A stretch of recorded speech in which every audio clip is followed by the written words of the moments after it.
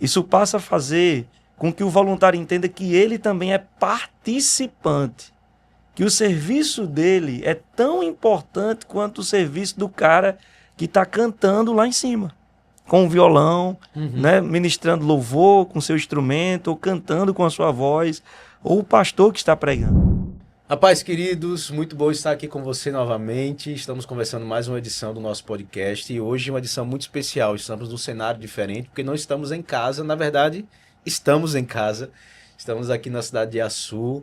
Estou tendo o privilégio de conhecer algo maravilhoso que Deus tem gerado nesse lugar. E hoje eu tenho o privilégio de conversar com um homem de Deus que o Senhor trouxe para essa cidade para viver tudo isso que o Senhor tem gerado nessa igreja, nessa cidade, através dessa família. Eu estou aqui com meu amigo Samuel, pastor nazareno, da Igreja do Nazareno em Açu. E hoje eu tenho o privilégio de poder chamá-lo de amigo e de testemunhar do que Deus tem feito aqui. Antes dele começar a falar, antes dele começar a história do início, eu queria dizer assim, deixar claro desde o início o quão assustado eu estou com tudo que Deus tem feito nesse lugar.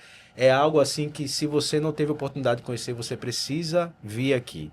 Se você estiver no Rio Grande do Norte, em qualquer lugar do estado, você precisa tirar um dia para vir conhecer essa igreja, o que Deus tem feito nesse lugar, porque é algo assim extraordinário. Extraordinário. Eu fui ontem na igreja pela primeira vez e os meus olhos puderam contemplar aquilo que Deus tem começado a fazer, e meu coração só sai daqui com uma expectativa de que algo muito, muito, muito grandioso o Senhor já está fazendo, e nós vamos voltar aqui muito em breve para ver o avanço dessa obra. Eu creio muito nisso. Eu queria dar as boas-vindas, na verdade, que sou visitante aqui, mas eu queria ao podcast dar as boas-vindas ao meu amigo Samuel. Fique à vontade.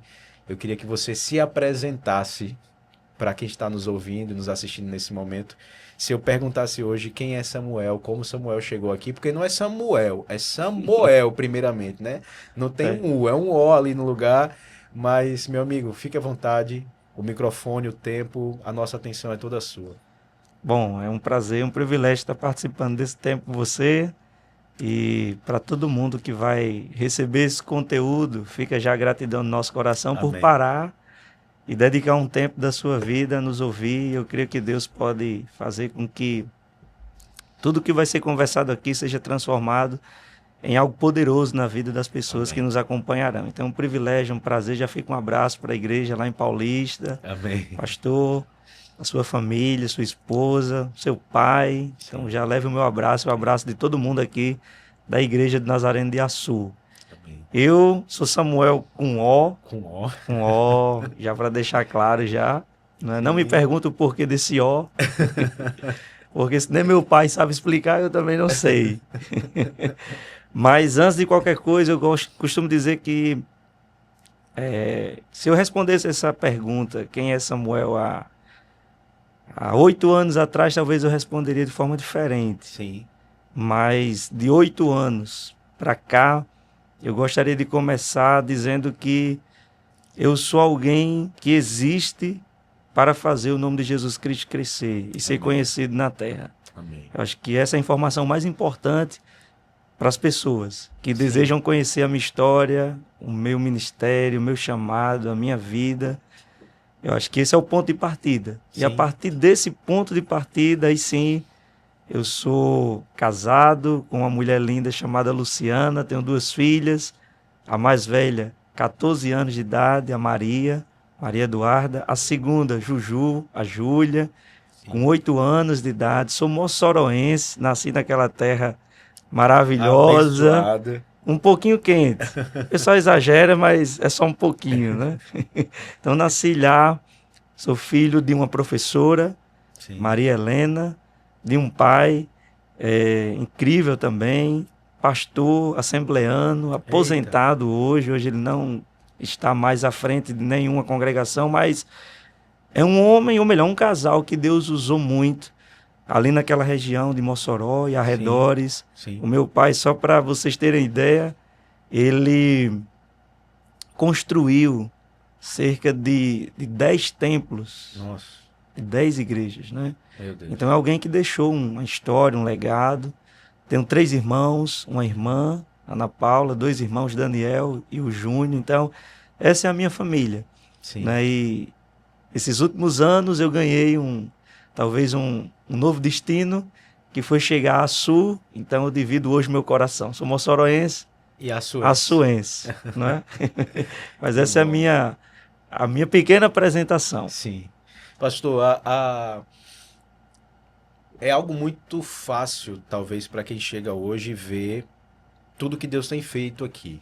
A história da igreja em Açu, o impacto com as redes sociais, com as pessoas que vêm aqui e veem o que está acontecendo, é algo muito grandioso, glorioso, e a gente tem uma clara percepção do agir de Deus, o propósito de Deus na igreja. Mas tudo tem um início, né? Como foi o chamado de Deus para a vida de vocês, para você, para sua esposa, para sua família? Como foi o preparo de vocês, a experiência antes de chegar a Sul? Como isso se construiu até que vocês chegassem a essa cidade para esse novo desafio? Iveson, eu acho que tudo começa na conversão. Sim. Eu me converti no dia 13 de janeiro de 2007. Esse foi o dia em que Deus, de fato, tocou meu coração como de nenhuma outra forma. Antes eu tinha sentido.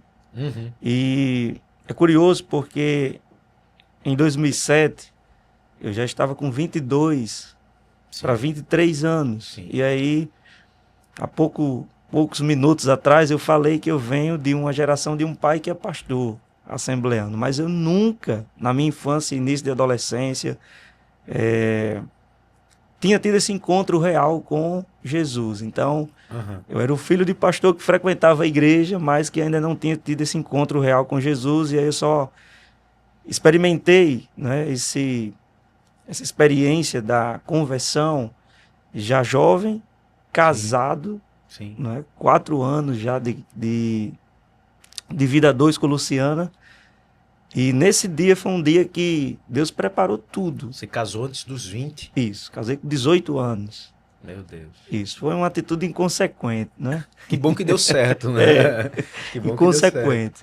E aí já fica já de conselho para os casais. Cuidado com os testemunhos que você escuta, porque foi uma história que gerou muita dor. Imagino. Né? A gente agiu mais pela paixão, tinha acontecido algo, Luciana estava triste, e eu falei, se é por isso, então nós vamos nos casar. E foi no cartório, casamos, passamos a morar junto, mas sem nenhuma perspectiva do que de fato seria um casamento. A gente agiu por impulso. Então, peraí, tu, jovem, que ainda é jovem, apesar de muita gente falar o contrário.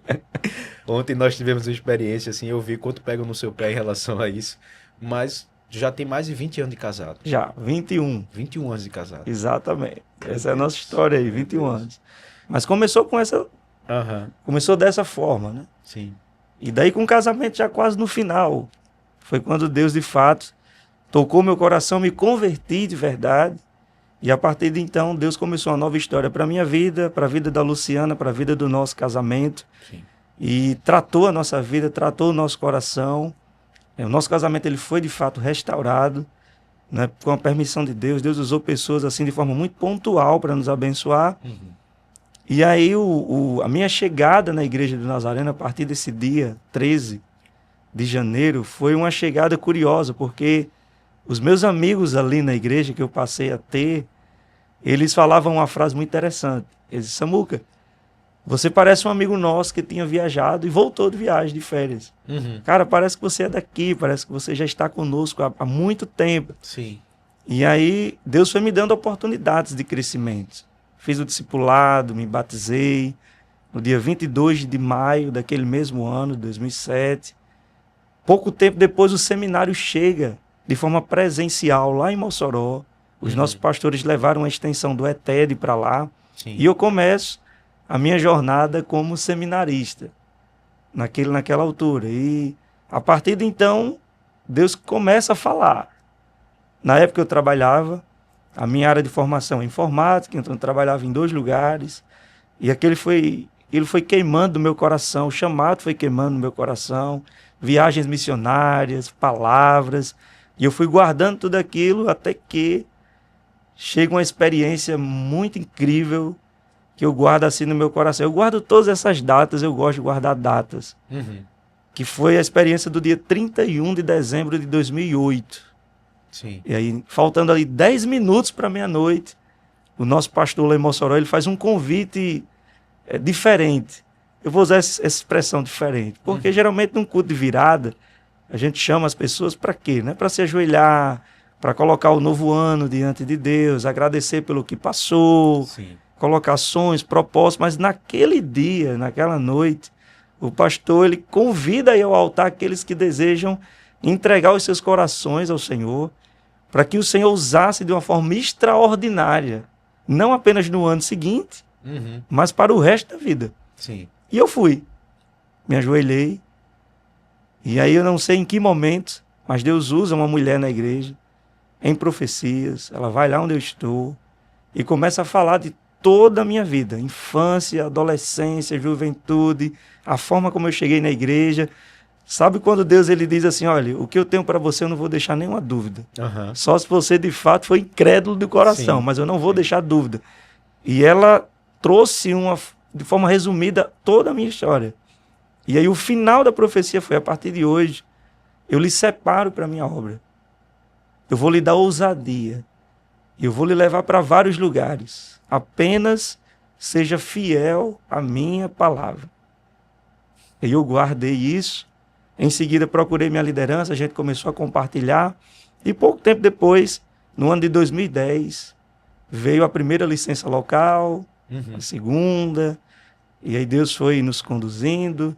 Assumi o ministério como pastor auxiliar do pastor Cláudio lá em Mossoró, e a gente foi crescendo com toda aquela turma que alguns você conhece, Sim. pastor Fred, Sim. pastor Paulo Júnior, todo mundo ali crescendo junto, até que chegou esse convite de vir para a Sul, assumir uma igreja que já tinha se iniciado, uma igreja que já tinha tido seu primeiro pastor, e nós recebemos esse desafio de assumir uma igreja que ainda não era uma igreja, como falamos do nosso linguajar nazareno, organizada. Era uma congregação na época. E o desafio foi, você vai lá, Deus vai lhe usar, organiza a igreja, torna a igreja uma igreja autossustentável. E nós queremos que Deus vai lhe usar. Conversei com a Luciana, oramos, Deus nos conduziu. E aqui estamos, debaixo dessa palavra que Deus nos trouxe até essa cidade. Então a gente tem aí uma conversão em 2007, um início de carreira ministerial através do seminário aí, nesse mesmo período, 2008, uma confirmação de chamado, 2008 para 2009, ali último dia do ano, e o início de ministério com licença a partir de 2010 e até a chegada de vocês aqui em 2016, mais ou menos. Isso, 2017, para ser mais preciso. 2017. Então, de forma ainda muito no início de ministério, né? Primeiros 5, 6 anos ali de ministério, entre licença local até licença distrital, que para quem é nazareno vai entender um pouco do que a gente está falando, você já recebe um desafio de assumir uma igreja numa cidade que não era a cidade de vocês, uma cidade de interior, uma cidade relativamente, geograficamente pequena, mas uma população grande, porque você estava explicando para mim que tem muita gente que vem de fora trabalhar aqui por conta da questão de geração de energia que tem na cidade, energia limpa e tal. Então vocês vêm, pegam a igreja, mas ainda no início de um trabalho de quê? De 2 anos de igreja, mais ou menos, sem vocês aqui, para começar algo de uma forma diferente, né? Eu lembro que em abril desse ano nós conversávamos e você compartilhava um pouco de alguns desafios que você enfrentou na questão da identidade da igreja, né? De chegar e ter muita coisa, alguns traços de igreja pentecostal, e você tentar se moldar a isso. E como é que foi esse período de adaptação para você e para a família, né? Naquele momento você tinha já uma menina de o quê? De uns 6, 7 anos, a outra com meses, chegando. Então a família precisa se adaptar à cidade, tem a questão de mudar de endereço, de casa, de residência, tudo isso. Como é que foi esse período para vocês aí de chegada aqui em Açu para esse novo desafio? Ibson, foi desafiador. Assim como é desafiador, eu creio que para qualquer pastor, Sim. não desmerecendo a história de ninguém, Aham. e nem privilegiando a mim. Eu acho que todo pastor que recebe de fato um convite, uma direção de Deus, ele passa por esses desafios. Quando a gente foi convidado para vir para a Sul em 2017, o convite ele aconteceu na última semana de janeiro daquele ano. E nós passamos a semana toda conversando, dialogando com os pastores, depois que o convite foi feito. Você já conhecia o trabalho aqui, já tinha ouvido Isso. algumas vezes. Na realidade, nós participamos da plantação da igreja. A igreja ela nasce a partir da figura do nosso superintendente naquela época, o pastor Gerson, e o meu pastor, que é o pastor Cláudio. Então, os dois se uniram e decidiram plantar a igreja em Açu. Né? Foi uma decisão ali deles. O trabalho começou naquele formato de grupo. E quando o trabalho começa, a primeira reunião aconteceu no dia 5 de junho de 2013. Eu tive o privilégio de estar nesse culto. É uma foto histórica que a gente guarda até hoje. E louvado seja Deus que eu estou nessa foto. Eu estava lá, participando, né? O pastor Cláudio me convidou para vir. Disse, vamos lá em Açu, é o primeiro culto da igreja, plantação. A gente fez um esforço, veio com ele e participamos sem ter a noção e a dimensão que no futuro estaríamos aqui. E aí se passam os anos, 2013, 14, 15... A igreja recebe um pastor aqui em Açu, ali meados de março de 2014. Sim. E aí, a partir de então, a gente deixa de vir para Açu, continuamos lá servindo em Mossoró como pastor auxiliar. E no final de 2016, o pastor ele decide retornar para Natal. Foi uma decisão pessoal. Ele não foi retirado, não aconteceu problemas, mas ele entendeu que o tempo dele tinha chegado. E a partir de então, surge o convite para mim e para Lu. Para a gente vir para a Sul no final de janeiro. Oramos, aceitamos.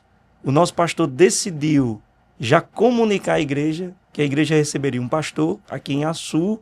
Por quê? Porque os irmãos estavam muito ansiosos, alguns já falando em mudar de igreja, porque a igreja já tinha ali um mês e um pouquinho que não tinha pastor. Todo mundo muito preocupado, sem saber qual era o futuro da igreja, né?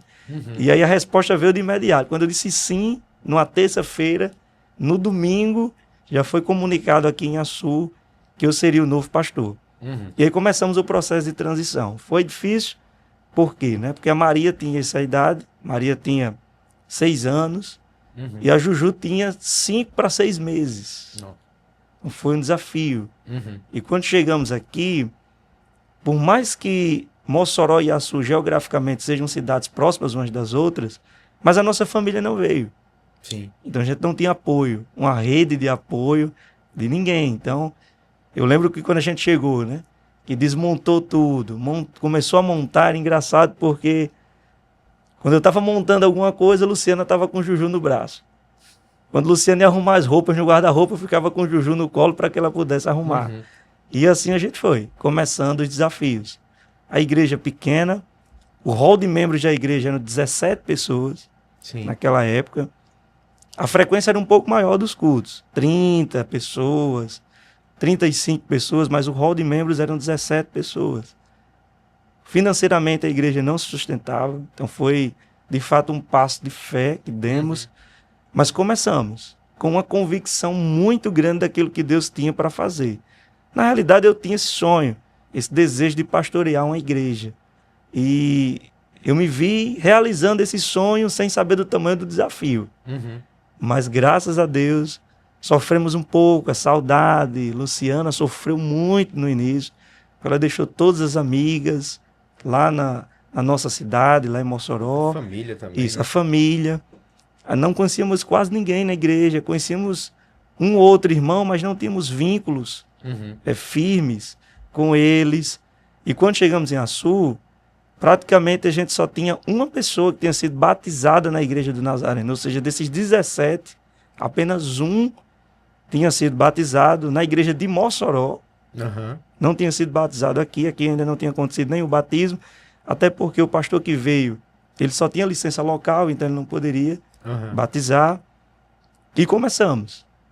Os outros 16, eles tinham vindo de outras igrejas. Então, cada um traz sua cultura, não por maldade, mas traz Sim, aquilo normal. que se tem como ideal.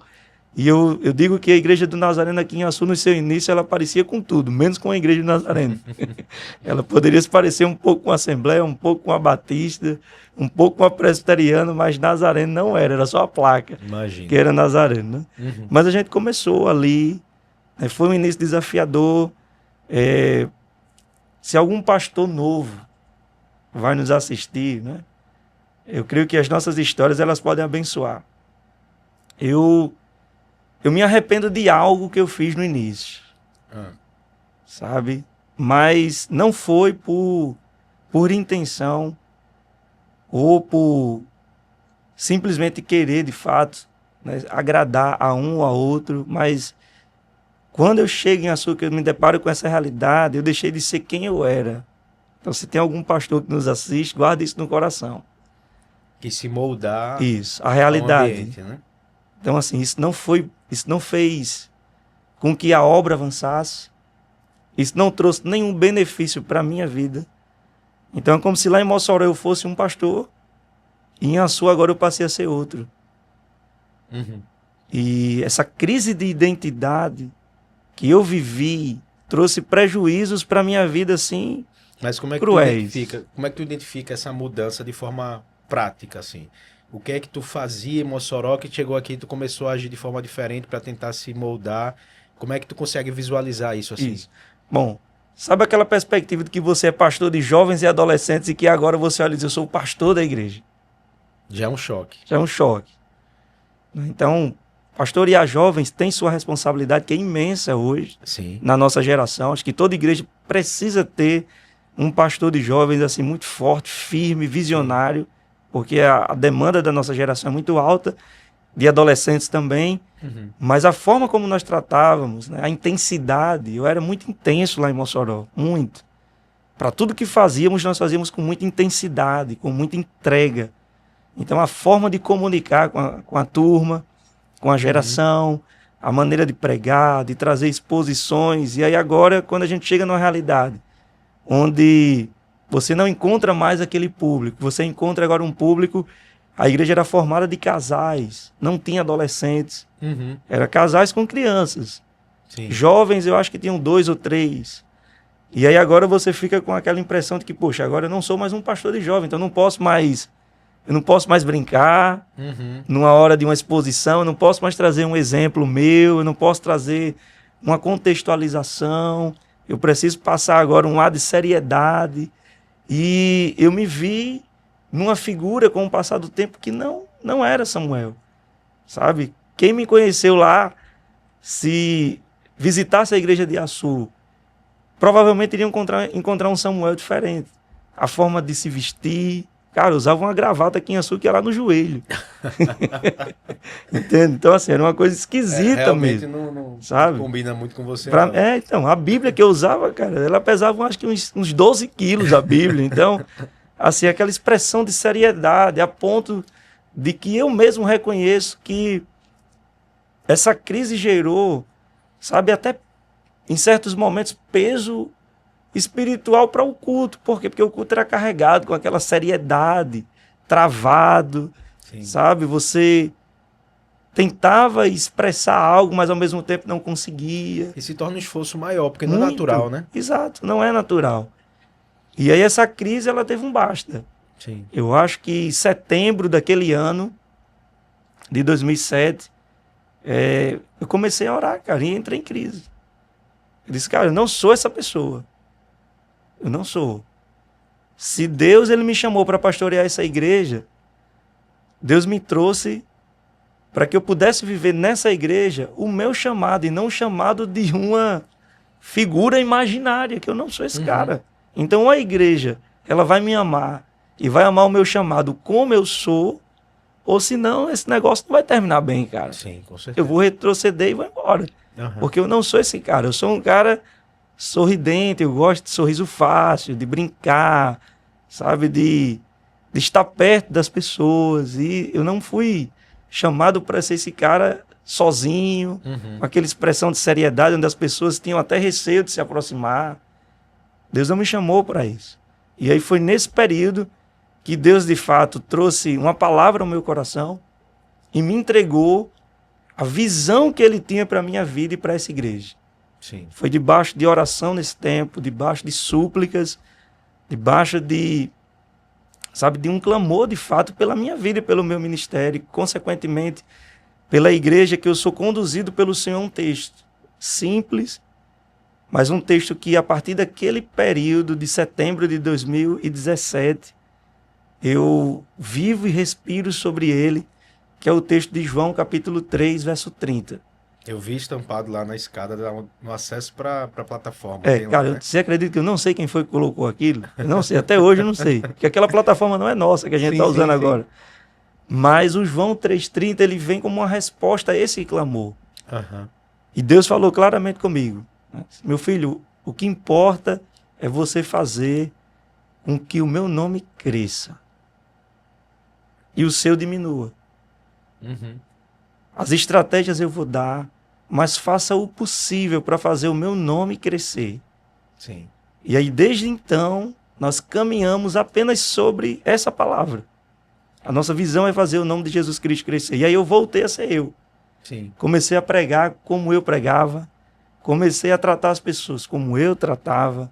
Comecei a trazer a visão que Deus tinha me dado de igreja para a nossa igreja. Uhum. E as coisas começaram a fluir. Deus começou, de fato, a abrir as portas. A igreja começou a se desenvolver. A igreja começou a crescer. Jovens começaram a chegar.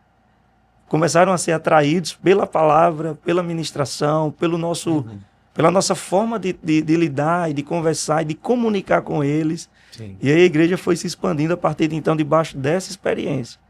Mas acho que como pastores, e principalmente os pastores que estão sonhando, começando, que estão no seminário, lembrem-se disso, Deus tem um chamado específico para a sua vida. Amém. Assim como ele teve para a minha.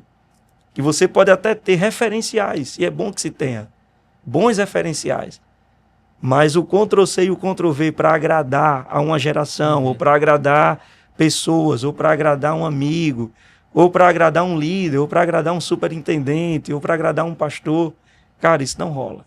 Você vai viver uma frustração e você vai carregar algo que Deus não lhe deu para você carregar. Você vai carregar o chamado dos outros, a forma dos outros, e Deus tem um chamado, e Deus tem uma forma, sabe, de lhe usar que é sua. Então fica esse conselho, essa dica, para que, de repente, alguém que esteja começando agora, não enfrente e não perca o tempo que eu perdi. Eu perdi meses aqui de adaptação e perdi tempo aqui, o qual não seria, sabe, necessário, né? Sim. Se alguém tivesse me dito isso lá atrás, cara, eu não passaria pela mesma coisa. Essa sensação de frustração. Imagino. Mas que Deus possa abençoar essa nova leva de pastores que tem se levantado aí e vão ser pastores fortes em nome de Jesus. Amém. Eu acho que a resposta que Deus traz através da escritura, né, do texto de João 3,30, eu acho que ela vem de forma muito fechadinha, perfeita, porque também tem o outro lado da história. Você não pode abrir mão da sua identidade para assumir uma persona segundo a expectativa das pessoas, né? Por conta do contexto. Mas também você tem que ter cuidado para não assumir o outro oposto, que é tentar impor a sua identidade para todo mundo. Eu acho que quando você entende o propósito do chamado, que é Cristo que precisa ser glorificado e apresentado de forma plena para a congregação, para a comunidade como um todo, você vai fazer aquilo que Deus chamou você para fazer, naquilo que Deus tem colocado em você como característica, mas respeitando também o contexto, né? Você não vai se adaptar completamente, mas também não vai querer que todo mundo faça do seu jeito. Você vai viver respeitando o tempo, o espaço, para que as pessoas possam também entender o que Deus tem sobre a sua vida e responder a isso naquilo que Deus quer gerar nessa comunidade, trazendo você para cá, né? Eu acho que essa resposta fica bem coerente e traz mais segurança para aquilo que você tem para fazer, né? Porque não é você, é o Senhor, né? E também não é você assumindo um outro papel, é aquilo que Deus colocou no seu coração.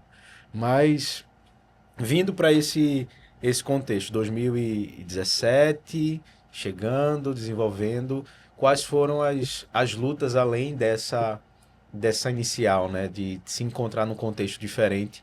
Como foi esse desenvolver do trabalho para um jovem de 30 anos, 32 anos, chegar numa igreja com família em formação e desenvolver um trabalho com uma cultura diferente, por mais que seja 40 minutos daqui para Mossoró, é outra cidade, é outro contexto, é outra realidade.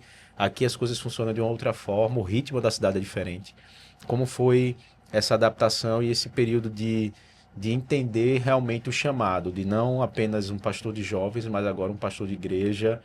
Como isso mudou na tua cabeça a forma de enxergar ministério? Iveson, eu creio que o principal, a visão que Deus lhe dá, ela não pode só ser perceptível, né, ao seu coração, mas você também precisa gerar em seu próprio coração fidelidade àquela visão. Não adianta Deus lhe dar uma visão e você não ser fiel a ela. Então, a partir do momento que Deus nos trouxe uma visão a respeito da igreja, nós começamos a responder a essa visão. E quando você responde a visão, aí de fato, você precisa construir algo junto com um grupo de pessoas. Para mim, o maior desafio quando chegamos aqui foi, de fato, entender a cultura da cidade, a cultura das pessoas, entender a forma que as pessoas enxergavam. E o maior desafio, ele se concentrou aí. Né? Eu sempre escutei, e claro, eu não estou generalizando aqui a fala, né? Então não posso dizer que são todas as pessoas que passam pela igreja, que são todas as pessoas da cidade, mas existe uma síndrome que habita dentro do coração de quem mora no interior. Geralmente essa síndrome né? Tudo o que temos, né? Tudo o que temos na nossa cidade sempre será inferior ao que se tem numa cidade maior, grande. Então, geralmente aqui, quando chegamos, nós escutávamos bastante isso, sabe? Então, cara, eu preciso comprar alguma coisa, então eu vou para Mossoró, vou para Natal. Né? Então, assim, as pessoas, elas não valorizavam o que se tinha aqui e supervalorizavam o que se tinha fora. E daí eu comecei a ficar incomodado. Poxa, como é que uma igreja vai crescer se ninguém valoriza o que se tem aqui, o que pode ser gerado aqui, o que pode ser construído aqui? Porque da mesma forma que você enxerga isso do ponto de vista profissional, que você enxerga isso dentro do ponto de vista educacional, sabe, comercial, automaticamente você vai trazer para o seu contexto de igreja. Então, cara, se eu não acredito que a minha cidade, ela pode no futuro ser uma cidade próspera, automaticamente também eu posso olhar e dizer, cara, o sonho desse pastor de ter uma igreja aqui relevante é nulo. Sim. Então, romper com essa barreira, sabe? Cultural, né? Cultural, foi muito desgastante? Foi não. Eu acho que ainda continua sendo. Volta e meia eu preciso bater nessa tecla de que nós podemos ser uma igreja relevante onde nós estamos. Independentemente de região, de contexto, mas nós podemos ser uma igreja relevante. Sabe? Eu não preciso sair de Açu para Natal para conhecer uma igreja relevante, de Açu para Recife. Nós podemos ser essa igreja relevante. Nós podemos ser uma igreja que no futuro pessoas provavelmente vão sair desses grandes centros para saber o que Deus está fazendo aqui. Já imaginou a loucura? Sabe? Deus inverteu o processo. Poxa, eu vou levar vocês agora para uma igreja de uma cidade pequena para vocês aprenderem com eles lá. Isso não é prepotência, isso não é arrogância, mas é o desejo de se ter uma igreja relevante. E aí eu me reporto a um texto, que é um texto que você conhece e que a turma também conhece. E aí nesse período eu preguei sobre ele, que é o texto em que Filipe, depois do seu encontro com Jesus, ele vai em busca do seu amigo. E aí quando ele chega a Natanael, que está lá lendo debaixo daquela árvore, tá diz, Natanael, vamos lá, cara. Porque eu achei aquele que a própria escritura falava, que eu encontrei o Messias. E aí Natanael, muito cético, né? Ele olha e diz o quê? Cara, quem é ele? Ele veio de onde? E aí Filipe, ele diz, ele é Jesus, ele é de Nazaré. E aquela pergunta do Filipe é uma pergunta que precisa ecoar dentro do nosso coração, né? Pode sair alguma coisa boa de Nazaré?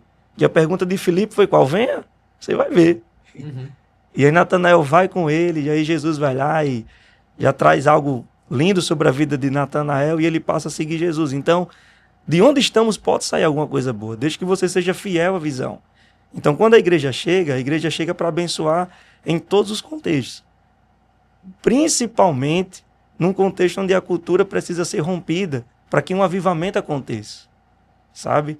E a gente precisa valorizar, de fato, o que se tem feito na cidade, o que tem sido construído aqui, não só do ponto de vista de igreja, mas como pastor, eu sempre oro para que a cidade prospere. Então, quando chega alguma empresa, quando chega algum investimento, cara, nós celebramos como igreja. Pô, a cidade está avançando, a cidade está gerando emprego, a cidade agora está recebendo indústrias e tal. Então a gente celebra tudo isso porque a cidade avança, a cidade prospera, jovens começam a trabalhar, a ter sua própria renda. E a igreja em si, ela pode ser, de fato, usada por Deus para trazer esse novo tempo dentro de uma cultura fechada, sabe? Não aberta para um novo, não aberta para um crescimento. E aí, graças a Deus que a igreja do Nazareno, não só eu, mas a igreja como um todo, ela tem compreendido isso. Ela tem compreendido, poxa, é possível. Cara, é possível. É possível. E aí, volta e meia, alguém chega na igreja e diz assim, ó, pastor, eu estava lá em João Pessoa, visitei uma igreja linda, mas, pastorzão, não fica, sabe, assim... A nossa não deixa, não deixa desejar em nada, absolutamente nada do que eu vi lá. Eles são bons no louvor, mas nós temos um bom grupo de louvor também. Sim. Eles, sabe, têm uma estrutura imensa, e aqui a nossa estrutura é menor, mas a gente faz com tanto zelo que não deixa a desejar em nada. Então, é possível. É possível. E quando você entende isso e é fiel à visão, aí, irmão, aí Deus começa a agir. Aí Deus levanta recursos, Deus traz pessoas, Deus faz com que, de fato, a obra dele vá avançando em todas as frentes possíveis. Agora é necessário acreditar que é possível viver o extraordinário de Deus aonde Deus o plantou. E nós chegamos aqui com esse desejo no coração. Eu tinha feito uma leitura em 2015. Eu não sei se você leu sobre isso, mas eu creio que sim. Talvez não de forma específica ou dedicada. Eu fiz uma leitura aí sobre o movimento emergente. Então, cara, meu irmão, eu li 7 livros sobre aquilo. 3 artigos. E eu li livros favoráveis ao movimento, que começou lá nos Estados Unidos, né? Tudo começa lá aqui. Tudo que traz do Brasil vem de lá, né? Que a gente tem no Brasil. E aí eu comecei a ler, cara, o que era favorável. Mas eu li livros também de pastores totalmente contrários ao movimento. E aí eu, poxa, o que é que eu posso extrair de bom? Se um dia eu for pastor de uma igreja, o que é que eu posso extrair de bom? E a partir de então, cara, quando eu for pastor, eu quero uma igreja assim, dessa forma, uma igreja que seja relevante para a sua comunidade, para a sua cidade. E até então, tem dado certo, Deus tem confirmado, Deus tem aberto portas que não imaginaríamos que Deus ia abrir. E isso só traz a certeza que, de fato, Ele tem conduzido não só o meu ministério, mas a igreja, que é dele, não é minha. Ele tem feito a obra, ele que tem feito acontecer o que tem acontecido aqui. Sim. Você compartilha comigo de um início de uma igreja aí com a frequência de membresia de 17 pessoas, uma frequência de uns 30 e poucas pessoas. E eu chego aqui hoje e eu vejo uma igreja que tem uma frequência, muitas vezes chegando a 800, 750, 800 pessoas no domingo à noite. Tem um abismo entre esses dois pontos aí da história. Muita coisa aconteceu nesse decorrer de tempo, nesses 8 anos. O que é que tu consegue assim pontuar para a gente que a gente pode dizer, não, isso aqui foi algo marcante nessa trajetória para chegarmos nesse lugar? Antes de chegarmos num ponto aí do espaço físico que Deus deu para vocês nesse período, nesse último ano, né? Muita coisa aconteceu na construção da igreja, da história das pessoas, da chegada das pessoas, daquilo que vocês vivenciaram, até chegar nesse ponto de estar nesse lugar. Vocês viveram um tempo muito grande em um outro lugar, e tudo isso também gira em torno de histórias de pessoas. O que é que você consegue pontuar para mim, assim, de momentos que foram chaves para você nesse desenvolvimento de crescimento? Porque a gente é nazareno, a gente é da mesma escola, a gente não tem números como objetivo, mas eles trazem respaldo para aquilo que você tem vivido no Senhor. Uma igreja, ela não vive para crescimento numérico, mas ela, sem crescimento numérico, existe alguma coisa que não está como poderia estar, né? E vocês têm vivido isso na prática. Eu queria que tu pontuasse assim para mim nesses anos. O que é que tu consegue identificar assim que foi marcante na história da igreja, momentos que vocês viveram avivamentos, momentos de crescimento, situações que aconteceram que você pode dizer, não, naquele tempo o Senhor nos direcionou de determinada forma. Como é que tu pontua isso para mim nesse desenvolvimento de ministério nesses anos? Cara, quando a gente chegou, o primeiro desafio era fazer com que a igreja se desenvolvesse. Esse foi o desafio. Uhum. O primeiro deles, né? Nosso superintendente, ele chegou e disse, a gente vai organizar a igreja no final do ano, né? Então já foi um desafio. Uhum. E A igreja precisava se sustentar. se sustentar. Então eu chego em janeiro, aqui, oficialmente, a data é março, mas a transição começou no final de janeiro. 7 de março daquele ano, 2017, foi o culto de posse. Uhum.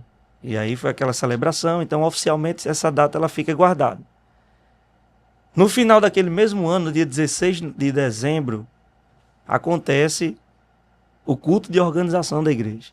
No mesmo ano. No mesmo ano. Então, se você vai perguntar, Samuca, a igreja teria condição de ser organizada naquela altura? Óbvio que não. Já tinha chegado algumas pessoas, mas tipo, financeiramente era uma loucura, cara. Eu lembro que, como por exemplo, né? Eu fiz num papelzinho com Luciana e o tesoureiro na época, que era um homem muito abençoador. E num papelzinho a gente olhou assim, cara, para a igreja sobreviver, não é para guardar, não é para crescer. Para a igreja sobreviver naquela época, nós precisávamos de R$8.000. Aluguel, contas. Isso, R$8.000. R$8.000, cara, hoje é um valor considerável. Na época, então. Isso. E aí a gente olhou para as entradas da igreja. E da minha chegada até dezembro daquele ano, ou seja, vamos considerar finalzinho de janeiro, fevereiro. Uhum. De fevereiro de 2017 até dezembro de 2017, a maior entrada da igreja tinha sido R$3.500, R$3.600. Meu Deus. E aí para 8 ainda faltava muito. É. E quando o nosso superintendente, o nosso pastor veio, disse, nós vamos organizar a igreja, cara, foi uma loucura. Eu disse, vamos lá. Se a gente passar fome, a gente vai na bênção. Uhum. E decidimos organizar a igreja foi organizada, deixou de receber todo tipo de auxílio que recebíamos. O meu salário vinha de outro lugar. Eu disse, uma coisa é certa, sem salário eu vou ficar. Né? Vamos sustentar aqui a igreja, manter a igreja e vamos viver de fé. Vamos pela fé, Deus vai suprir. Deus vai suprir. Mas sempre acreditando no propósito, na visão que Deus trouxe. Sim. E aí eu creio que o processo, né, que hoje se fala tanto, que é doloroso, né? Os desertos da vida que nos ensinam muito, eles precisam de fato ser encarados com a perspectiva de que Deus de fato está gerando algo novo para o futuro que você precisa estar apto para receber. Uhum. Então, sem um preparo específico no presente, o seu futuro ele pode ser comprometido. E aí nós começamos a viver esse processo, que é o processo da dependência de Deus. E quando não tinha nada, Deus não deixava faltar. Sabe, eu lembro a primeira casa que a gente morou, uma casa amarela, e é interessante essas histórias, né? Tem um irmão da nossa igreja que ele tem uma oficina de motos. Hoje ele não está mais congregando conosco, mas eu lembro que ele conversando comigo, num sábado, e aí no domingo pela manhã ele foi lá em casa, numa moto, chegou sem capacete, eu disse, velho, tu tá sem capacete aí, velho, brincou. Ele disse, pastor, a igreja está precisando de alguma coisa, vocês estão precisando de alguma coisa? E eu disse, não, irmão, a gente não está precisando de nada, mas a igreja está precisando de alguma coisa. Naquele domingo pela manhã, Iveson, sabe do que a igreja estava precisando? De recursos para comprar pão e uma garrafa de vinho para ceia. Cara, você imagina um negócio desse? Você saber que a sua casa não tem nada, que é culto de ceia, e que você não tem condição de comprar uma garrafa de suco de uva. Sim. E 2 pães. E aí eu disse, cara, se você puder comprar essas coisas para a igreja. E assim, eu tentei responder a ele de uma forma até mais segura. Uhum. Eu apontei mais para para uma urgência do que para uma necessidade, no sentido de que, poxa, se você puder resolver isso para mim, resolva. Como se fosse por falta de tempo. Isso! Vai lá, compra. Porque o constrangimento foi tão grande, entende? Uhum. Que eu disse, irmão, se você puder me ajudar comprando essas coisas, à noite eu lhe devolvo esse recurso. Uhum. Porque você me ajuda. Porque eu vou daqui a pouco para a escola bíblica e tal. Uhum. Então você vai lá e ele foi, comprou, levou para a igreja, fui devolver o dinheiro, eles não precisava, né, daquele recurso e tal. Mas assim, você fica com o coração dolorido demais, sabe? Muito dolorido. E essa foi uma das experiências. Sim. Cara, de você não ter nada e alguém chegar com uma feira na sua casa. Sabe? Uma dessas histórias, na mesma casa, uma irmã da igreja chegou com a mãe dela. E aí parou, deixou lá uma feira, cara, a gente não tinha nada. Nada, absolutamente nada. E Deus foi construindo tudo isso no meio do processo. No meio do processo. Carro quebra, não tem condição de conserto. Uhum. Sabe? Processo. E aí a gente chega para encurtar, pra gente não ficar muito preso só nesse tema, mas a gente chega nesse período de pandemia, que foi terrível para todo mundo, cara. A gente não sabia como ia reagir. A nossa igreja fazia umas transmissões, na época, pelo Facebook só. Sim. Então, assim, era algo muito primário. A gente não tinha essa parada de canal de YouTube, sabe? Nada. E canal do YouTube, na época, muita igreja enfrentou que para fazer transmissão precisava pelo menos ter 1.000 inscritos, alguma coisa assim. Tinha um número mínimo de inscritos para poder fazer live. Fazer então, a assim, live. Pra gente foi uma coisa assim, pô, vai parar tudo. No anúncio do fechamento da igreja, eu lembro que eu fui sozinho para a igreja, cara, eu chorei desesperado. Por quê? Porque a igreja estava começando a ganhar forma. As pessoas estavam chegando. Cara, financeiramente a igreja estava melhorando. A gente tinha se conhecido meses antes da pandemia, Exato, lá em 2019. Mesmo. E vocês foram com uma turma boa para lá. Um ônibus. Para lá. A igreja estava bem, cara, o pessoal vibrando, e agora fecha tudo. Sem perspectiva de nada, de absolutamente nada. Eu disse, meu irmão, acho que esse povo vai se desviar, todo mundo aí. A gente vai resetar a nossa vida, vai voltar a sofrer de novo. E aí passamos o período da pandemia, cara, Deus supriu tudo. A igreja, ela se equilibrou financeiramente. Deus fez prosperar nesse tempo. Mas aí é o que eu falo, né? Eu conversando com um amigo que estava passando por uma luta muito grande, colega pastor, enfrentando uma situação, ele abriu o coração para mim. Samuca, está acontecendo isso na igreja, cara, eu tô triste. Uma pessoa minha, tal, fez isso, aquilo, outro. Eu falei, contei essa parte do meu testemunho para ele. Eu disse, irmão, na pandemia, se eu tivesse contraído Covid e passado, acho que uns 15 dias internado na UTI, teria sido melhor do que o que enfrentamos como igreja. Se o mal da pandemia fosse só o Covid para mim, sabe, teria sido... Eu teria passado no teste de letra, entende? Eu não sei se eu tive, se eu não tive, eu acho que não apresentei nenhum sintoma nesse período, nem minha esposa, nem as meninas, graças a Deus. A gente passou sem essa enfermidade nos atingir, mas aconteceu algo na igreja, assim, que foi muito marcante para a nossa vida e para esse tempo que a igreja está vivendo. Sabe, a igreja viveu um período de rebelião nesse processo.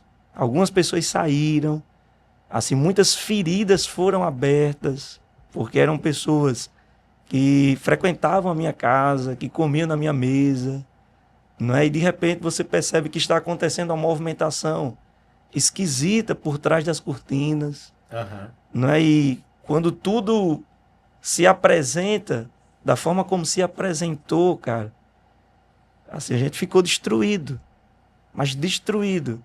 Sabe quando uma luta espiritual atinge o seu físico? Sim. Você é pastor, acho que você já enfrentou isso. Quando excede o limite espiritual e o seu físico começa a ser atingido. Sim. Então, assim, foi um período muito obscuro da nossa vida, na vida de Luciana, sabe? Nós passamos por uma tempestade, assim, muito miserável nesse período, de você não enxergar perspectivas, não enxergar futuro, você só saber que, de fato, Deus está lá, cuidando, mas você não tem a certeza de que Deus, ele de fato vai abrir novos caminhos e um novo direcionamento. A nossa saúde emocional foi muito abalada, da Luciana. Nós geramos expectativas de que Deus de fato iria levantar pessoas para nos ajudar, mas todas as pessoas que nós geramos expectativas, né, que iriam nos ajudar, nenhuma delas apareceu. Então foi um deserto que nós passamos praticamente sozinhos.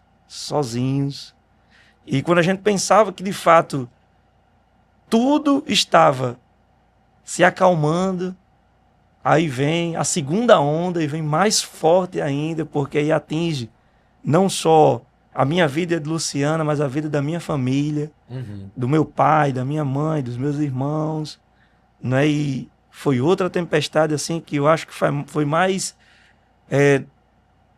dolorosa do que a primeira. Sim. Porque eu sabia que tudo que estava acontecendo com meu pai e com a minha mãe era fruto do que tinha acontecido agora, atrás, por meio dessa rebelião toda que tinha acontecido na igreja.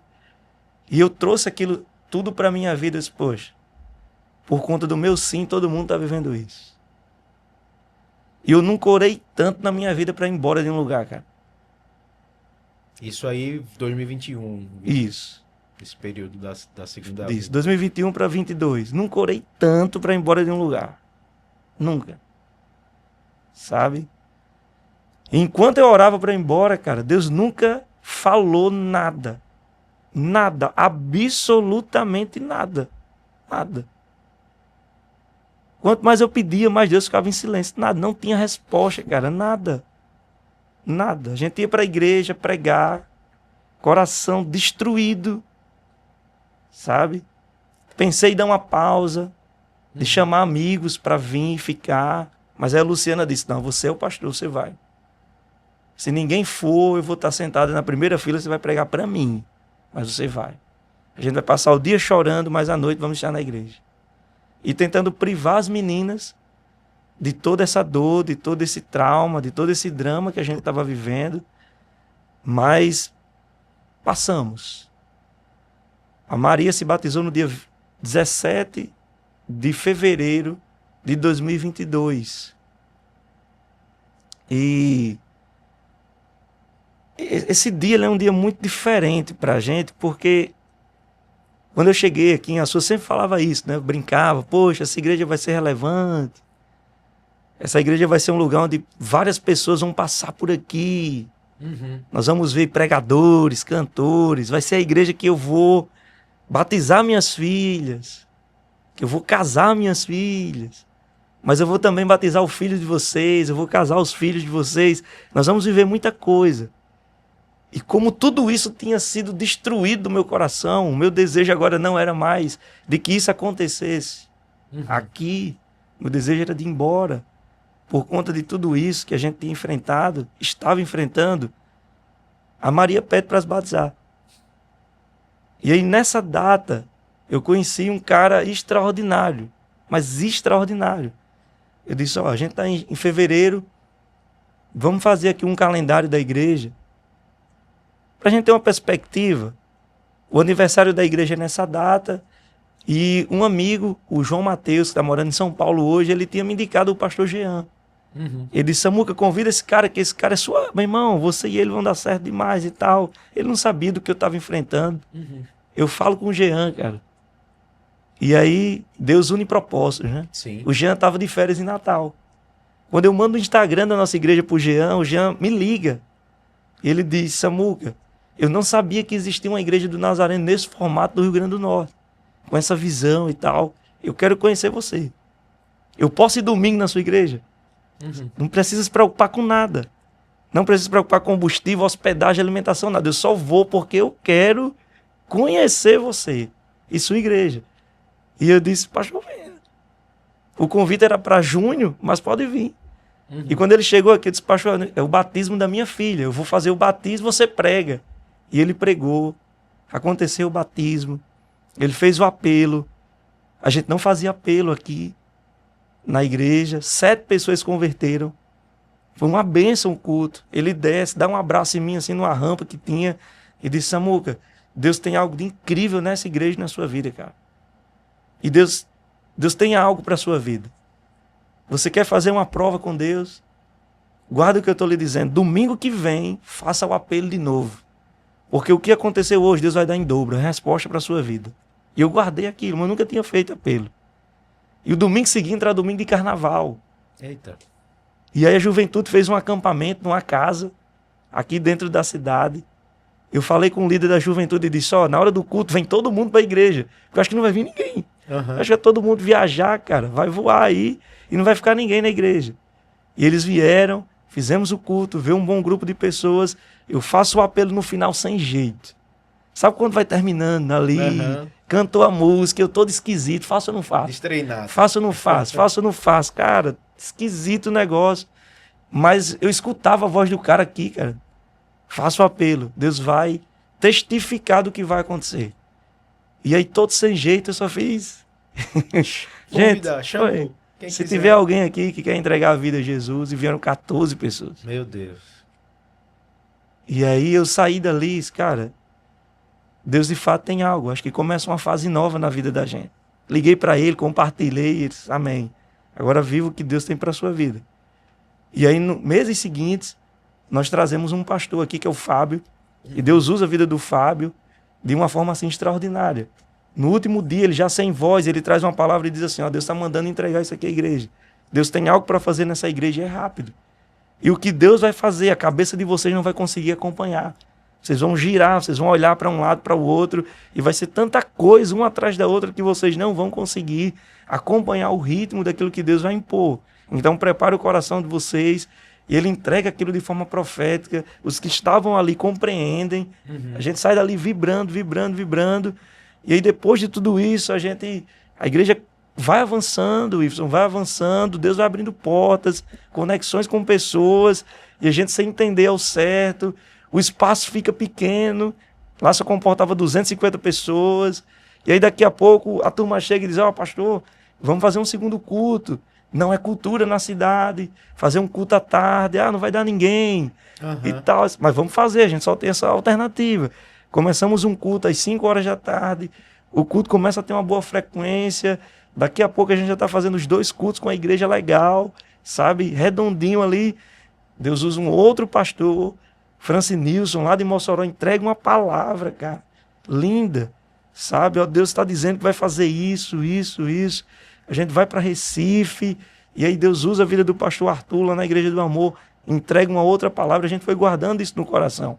Mas o que aconteceu em 2021 para 2022 é um marco que eu guardo na minha vida como, de fato, uma ação de Deus, seja para gerar maturidade, seja para nos levar para um lugar novo, e para mostrar também de que uma igreja que vive para fazer com que o nome do filho dele cresça é uma igreja que é dele. Sim. Não é minha. Amém. Quando tudo começou a acontecer em 2021 e 2022, eu tentei segurar a igreja com a minha força. Sabe? Tentei segurar a igreja com as minhas habilidades. Tentando apagar um incêndio aqui, um incêndio ali, um incêndio ali. E Deus, ele começa a agir e dizer, você não é o dono da igreja, o dono sou eu. Eu trago quem eu quero, eu retiro quem eu quero. Essa é uma nova estação que vocês vão viver. Mas houve uma intervenção de Deus para que a igreja ela continuasse vivendo os propósitos que Deus tinha para a vida dela. No meio do processo, no olho do furacão, cara, tu não entende nada. Você não entende. E aí o que fica para o nosso coração é aquela sensação de que a gente de fato está só. Sabe? Onde todas as pessoas estão olhando para você ali. Eu sabia que isso não ia dar em nada. Sabia que esse menino aí não tinha futuro nenhum com essa outra menina. Mas a partir do momento que Deus começa a falar, que Deus começa a trazer, que as profecias começam a se cumprir, sabe? Que os frutos começam a aparecer, que as novas estações começam a apontar, e Deus sim, ele vai agindo, vai agindo, vai agindo, e cada palavra ela foi se cumprindo no seu tempo determinado. Agora eu volto a dizer, convicção daquilo que Deus tem para a sua vida é primordial para você passar por desertos. Em nenhum momento eu coloquei na mesa o meu chamado. Eu sempre soube daquilo que Deus me chamou. Dia 31 de dezembro de 2008, ele não se apaga da minha vida. Mas, no processo, aí sim, doeu tanto que eu disse, Deus, me leve para outro lugar. Eu posso entregar o que eu carrego em outro lugar. Eu posso fazer isso. Sabe? Mas é interessante como Deus nos faz florescer no lugar da dor. Sim. É o processo Sabe? da Exato. poda, né? Isso. A música do Rodolfo, que de vez em quando eu escuto, né? Dos nossos testemunhos podem sair poder para curar, né? Sim. Ele não usa bem essa frase, só fiz uma adaptação, porque na música ele diz assim, que das minhas feridas saia um poder para curar, e de que cada hora perdida me lembre que não é para eu parar, né? Até que a casa esteja cheia. E essa música ela fez parte de muitos devocionais meus naquele momento, sabe? E sempre observando Deus, enquanto o Senhor não falar, eu não dou um passo, mas o meu desejo é de ir. E Deus, você vai ficar. Tem algo para você aí, você vai ficar. E aqui estamos, seguindo o fluxo daquilo que Deus tem para as nossas vidas. Então, todo esse processo de rompimento com esse rompimento com essa fase mais dolorosa de rebelião, de rebeldia, de saída de gente, dessa situação toda, pandemia, tudo, para vocês passarem para esse novo tempo e chegar onde vocês estão hoje é um processo de praticamente, assim, 2 anos e meio. Lógico que foi construído com mais tempo, né? Isso. Mas essa fase nova de começar a desfrutar de um crescimento, de um tempo mais de desafios para avançar mais do que arrumar a casa, tem sido de 2 anos e meio para cá, e começo de 2022 para cá, né? E como tem sido para vocês esse novo período, né? De ver a glória de Deus se manifestando de forma mais clara, de ver pessoas chegando, de ter esses desafios de aumentar culto e agora chegar a esse ponto de um espaço novo, maior, com novos desafios. Como é que vocês, como família, têm administrado essas demandas? Como é que são essas conversas entre você e a Lu? Porque eu vejo o Lu muito presente no teu ministério. Na verdade, não no teu ministério. Eu acho que fica claro para quem acompanha vocês que o chamado de Deus é para a família de vocês. Não é só para a tua vida. Ela não é uma pessoa que te acompanha. É uma pessoa a quem Deus chamou também para essa obra. Como é que vocês conseguem administrar, conversar, participar, administrar tempo em família? Como é que tem sido isso para vocês? Cara, é interessante porque quando tudo isso aconteceu, né? Essa fase ela passa, é interessante uma coisa. Eu creio que essa fase ela passa, ela deixa um fruto para a Igreja do Nazareno em Açu muito importante, que é exatamente a vida da Luciana. Porque até então, né, de 17 até 2021, a Luciana era esposa, era mãe, sabe? Era presente na igreja. Mas assim, tudo de uma forma ao qual ela não se sentia muito à vontade para se envolver, né? Não comprava demais essa ideia de ministério, de estar lá. Isso já era o suficiente já, como esposa de um pastor, de cuidar bem da sua família, de cuidar bem dos filhos, né? De trazer esse respaldo para que o pastor chegue bem na igreja. Acho que todo pastor ele precisa de fato ter essa mulher bíblica e sábia. Mas quando tudo isso passa, a Luciana ela começa a vestir uma nova roupa. E ela entra na igreja com um semblante agora, sabe? De uma líder. Só, eu tô aqui, eu tô para lutar essa batalha, essa guerra. E ela ganha o espaço dela, assim, de uma forma muito rápida. Luciana, ela não é muito de microfone, ela não gosta muito. Mas ela foi ocupando os espaços ali vazios na igreja, sabe? De uma forma, assim, rápida e extraordinária. Então, esse período deixou esse fruto que, para mim, ele é importantíssimo nessa virada de chave. Para esse novo tempo. Para esse novo tempo, ele é importantíssimo. A participação dela. Hoje, a Luciana praticamente administra a igreja. Ela organiza todos os grupos de crescimento. Projetos sociais, ela está lá envolvida. Eu vi que a sala dela já está pronta. A minha não, tá. Exato. Nem sala eu tenho ainda. Né? Mas é isso. Então, assim, ela ganhou esse espaço. Sim. Né? E conquistou o respeito, o carinho, a admiração de muitas pessoas. Mesmo sendo uma pessoa discreta. Isso para a igreja do Nazareno aqui em Açu foi primordial. mas Sim. primordial mesmo. Uhum. E nós fomos trazendo as meninas, até porque Maria também foi crescendo. Nós já é uma adolescente já de 14 anos. Mas nós decidimos também cuidar da nossa vida. Sim. Eu acho que esse ensinamento ele é primordial, de estarmos juntos. Então, todos os dias nós temos nosso tempo de mesa. Nós fazemos o nosso devocional juntos, como casal. Nós conversamos sobre a igreja. E eu volto a dizer, isso é todos os dias. Antes de estarmos juntos aqui, essa conversa já aconteceu. Sim. Sabe? Sobre algumas coisas que aconteceram essa semana, sobre algumas coisas que aconteceram ontem. O que a gente pode fazer hoje para dar uma atenção ainda melhor para todo mundo. Sim. Então essa conversa ela acontece. Nos nossos almoços, né, ali, sempre com as meninas presentes, a gente não aceita no horário de almoço equipamento eletrônico ligado, então não tem celular, não tem TV. Uhum. E as meninas falam muito da vida delas, então assim, Maria fala muito, Juju também, a gente fica lá ouvindo, e tendo que dar atenção, Sim. sabe? Mas isso foi construído a partir de uma decisão que a gente tomou. E de se preservar, sabe? Então, assim, hoje eu posso dizer que a Luciana, ela sabe tudo da igreja, do meu ministério, do meu coração. Assim como eu sei do dela. Então, se Deus colocar algo no meu coração, a primeira pessoa que eu lembro de compartilhar é com ela. Essa nova estação, esse novo templo, Deus nos levou para receber a notícia juntos. Sabe? E aí eu comecei a dar atenção a textos como, por exemplo, um texto que a gente olha, se acostuma com ele, mas não dá o devido valor. Aonde é a comunhão, Deus ordena.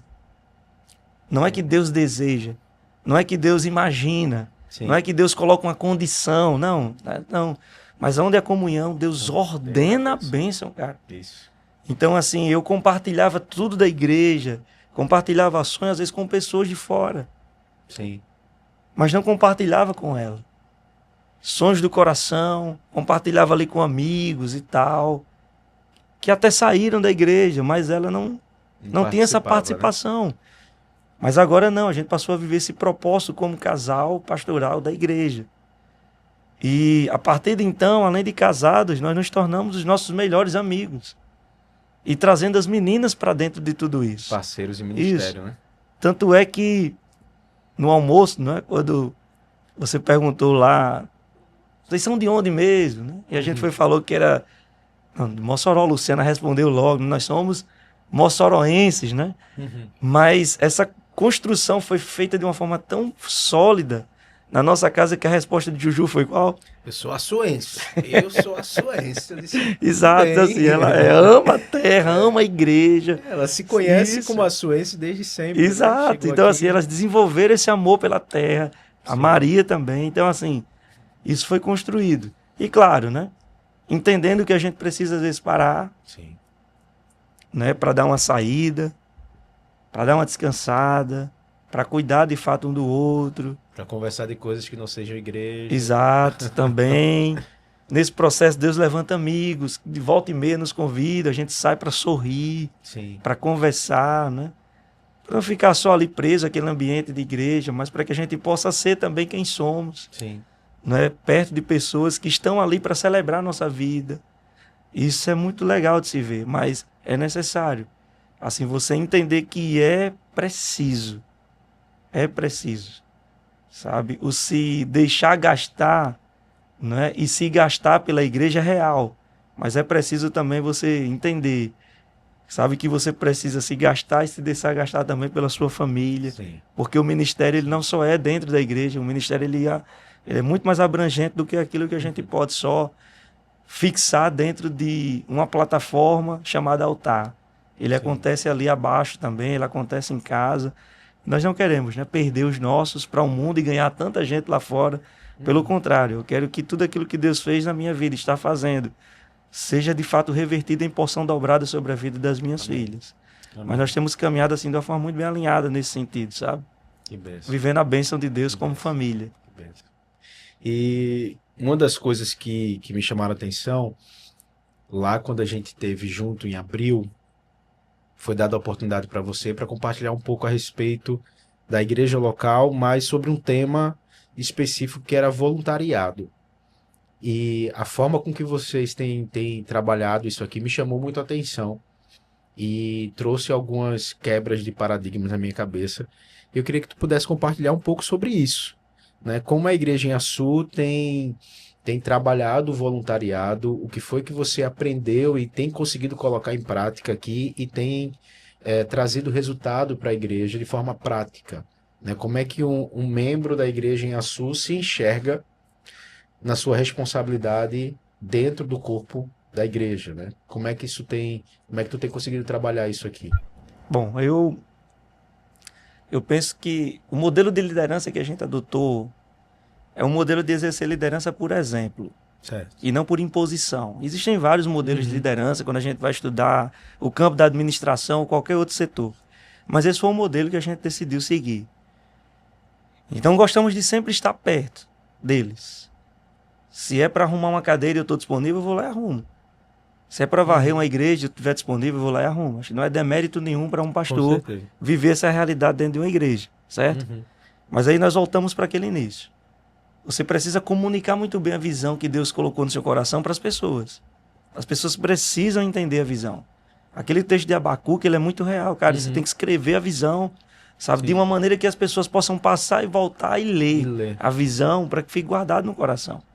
Então a gente conseguiu, assim, com muito esforço e continuamos nos esforçando para isso, sabe? De falar tanto sobre o fazer com que o nome de Jesus possa crescer por meio da vida deles, que eles estão entendendo, sabe? Então, a partir do momento que você reúne um grupo, vamos lá, um grupo de recepção, não é de uma igreja, cara, é um serviço simples. Sim. Você está ali para receber pessoas, o seu esforço vai ser dizer boa noite, seja bem-vindo, eu vou conseguir um lugar para você sentar. Isso é um serviço simples, você não precisa de um mega treinamento para você fazer isso. Agora, a partir do momento que um voluntário ele entende que esse ato pode ser determinante na vida de uma pessoa, ao ponto de Jesus Cristo crescer por meio de um boa noite, por meio de um abraço, por meio de um sorriso, isso muda a mentalidade dele. Isso passa a fazer com que o voluntário entenda que ele também é participante, que o serviço dele é tão importante quanto o serviço do cara que está cantando lá em cima, com o violão, né, ministrando louvor com seu instrumento, ou cantando com a sua voz, ou o pastor que está pregando. Então, quando a gente está arrumando as cadeiras, que você, vamos aqui organizar tudo, mas antes do culto, quando você faz uma oração, diz, Deus, essas cadeiras estão vazias, nós arrumamos elas. Mas as pessoas que vão sentar nessas cadeiras são alvos do teu amor. Então, Deus, que o teu nome cresça na vida de quem sentar aqui. Então você dá significado para o cara que está passando um pano numa cadeira, que está com poeira, sabe? O cara, poxa, eu estou passando um pano numa cadeira, mas eu estou passando um pano numa cadeira de alguém que pode se converter. E se eu disser para você que nós já temos testemunhos de pessoas que oraram lá numa fila de cadeira e no meio do culto alguém levantou a mão e o voluntário lá atrás olha e diz, eu participei. Eu tenho parte nesse galardão aí, cara, eu participei nesse negócio. Sim. Sabe, o que a gente fez antes do culto, de fato tem sentido. Eu celebro a vida dessa pessoa que levantou a mão, porque eu limpei a cadeira que ela sentou, eu faço parte. Da mesma forma o ministério infantil. Poxa, o cara vai ficar com criança chorando, sabe? Eu poderia estar lá assistindo o culto, ouvindo a palavra do meu pastor, participando do louvor, mas eu vou abrir mão desse tempo, não é? Para ficar aqui com criança, dos outros, trabalhosas e tal. Mas a partir do momento que essa pessoa entende, sabe, que se ela de fato exercer o propósito que Deus a deu como igreja, de fazer o nome de Jesus Cristo crescer no coração de uma criança, ela precisa entender que ela está cuidando de uma criança que amanhã pode ser o substituto do pastor da igreja. Ela precisa entender que essa criança amanhã pode estar pregando e dizendo assim, olha, um dia, lá na salinha, a professora, o professor falou isso, aquilo marcou meu coração, sabe? Eu não fui criado com meu pai, mas eu recebi um abraço lá do irmão que estava lá na salinha, ele está aqui hoje, eu quero honrar a vida dele. Então é algo tão grandioso, sabe, que pode acontecer a partir da vida de um voluntário que entende que o serviço dele é um serviço muito importante para o reino. E, claro, investir, Sim. valorizar. As pessoas gostam de ser valorizadas. Isso não é pecado, sabe? Você valorizar os voluntários que ali estão. Quando você precisa puxar a orelha, você puxa. Quando você precisa... é necessário chamar um voluntário para uma conversa. Você chama, o cara deu uma escorregada, a menina deu uma escorregada. Mas na hora de valorizar o que está sendo feito, você também precisa valorizar. E aí, de um tempo para cá, a Luciana, ela falou comigo, né? Amor, vamos fazer uma festa só para os voluntários da igreja. Sabe? Tipo uma confraternização de fim de ano. O ano passado a gente quebrou um pouco o paradigma, a gente trouxe um comediante para fazer um show de stand-up gospel. A turma gostou, sorriu, se sentiu de fato amada, valorizada. Esse ano a festa já está programada também. Então, assim, a turma se sente parte, sabe? Quando elas entendem a visão, sabe? E quando elas entendem que, além da visão, o pastor também está com elas no mesmo propósito. Ele não só está sentado numa cadeira dizendo assim, faça, e eu vou ficar aqui sentado esperando vocês fazerem. Não. Mas quando estamos juntos vivendo um propósito, aí sim esses voluntários eles vão entendendo. Eu gosto muito da parábola do bom samaritano, cara. Aquela parábola, ela é fantástica. Por quê? Porque o cara não tinha título reconhecido, como o sacerdote tinha, como o levita tinha, mas serviu. Sim. Ele parou para servir. Ele serviu a uma pessoa que ele não conhecia, mas ele serviu. Além dele não ter servido a uma pessoa que ele não conhecia, ele serviu aquela pessoa, mas ele serviu também com seus próprios recursos, porque ele pagou a despesa do cara, ele deixou tudo certo. Então, assim, para mim, esse texto do Bom Samaritano, ele pode ser usado de uma forma muito grandiosa para qualquer pastor que deseja, sabe, revolucionar os voluntários da sua comunidade de fé. Mas eles precisam entender. Reunião nunca é demais. Alinhamento nunca é demais. Agora eles precisam entender, de fato, o propósito da igreja. Hoje, se você chegar em qualquer lugar, eles entendem que o que eles fazem para fazer o nome de Jesus Cristo crescer. Jesus vai crescer. O nome de Jesus vai crescer por meio do que eu estou fazendo. Sim. Por meio de um solo de uma guitarra, o nome de Jesus vai crescer. Por meio de um acorde de violão, o nome de Jesus vai crescer. E aí o cara do trânsito sabe, né?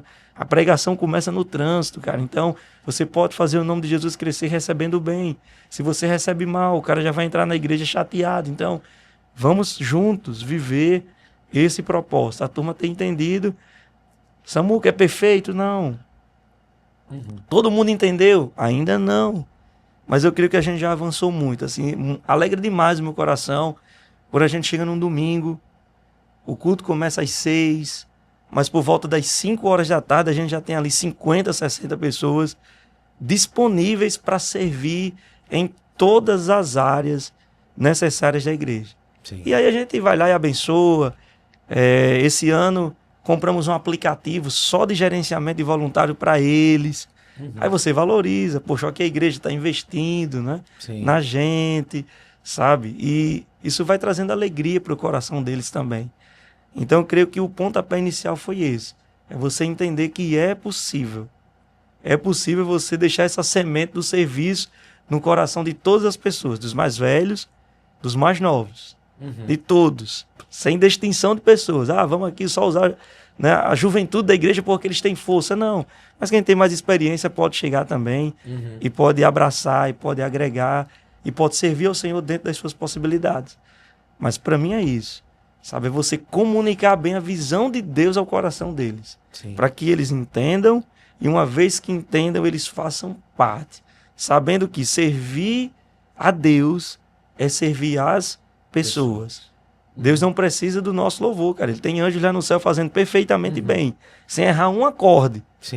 Mas quem está no culto, por meio do louvor, precisa ser alcançado. Isso. Sabe? Então isso para mim é fantástico. Esse discurso de que eu sirva a Deus do meu jeito, não, você precisa servir a Deus, mas servindo as pessoas, abençoando as pessoas.